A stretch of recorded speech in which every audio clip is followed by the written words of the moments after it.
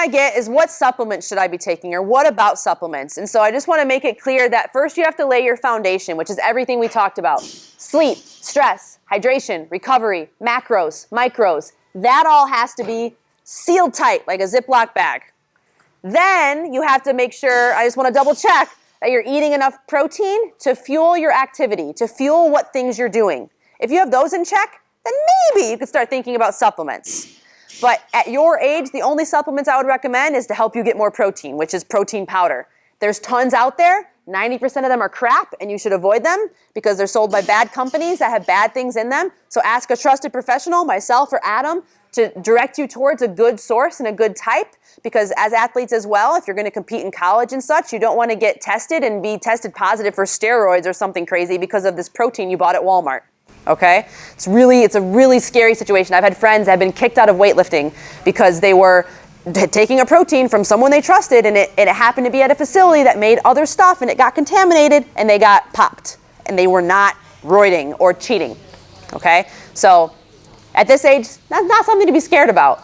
But at this age, you could use protein on occasion if you know you're not eating enough that day. So I'm done. The main thing I want to leave you with is, you have the power when you are aware of what is out there and the choices that you have. And I wish that somebody would have talked to me like this at my age, your age now, to tell me this, because when I got to be 21, 22, I started having injuries that I shouldn't have. And I coach a lot of you, and you guys have injuries. And I'm like, oh my Lanta, you're 16 years old. I did not have an injury at the age of 16. I was not getting shoulder surgeries and knee surgeries. Maybe I didn't practice as hard as you and play as much as you. But I know that I didn't eat enough. I didn't eat the right amounts, and I didn't really have anyone who knew enough around me, or didn't. Coaches don't follow you around. You can't depend on your coaches for everything. They're there to coach you. They can't know what you're having for breakfast and if you're taking care of your body. That's on you once you know the information. It's also on you to ask. So I implore you to ask questions, to dig in, to do your own research. Because you don't want to end up being in your early 20s or late 20s and being banged up, and you can't like play and hang out and do things because you didn't eat, recover, and fuel yourself appropriately now.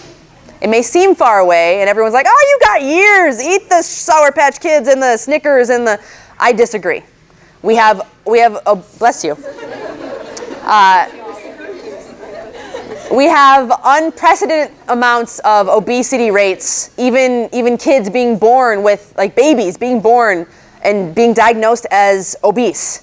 And I think that is strongly from the foods that we have in abundance around us. It's so easy to choose the sugary foods. My last one, to the tune of beans for every meal, but with different words, is the more you move, the more you eat. The more you eat, the better you feel. Fats, carbs, and protein for every meal.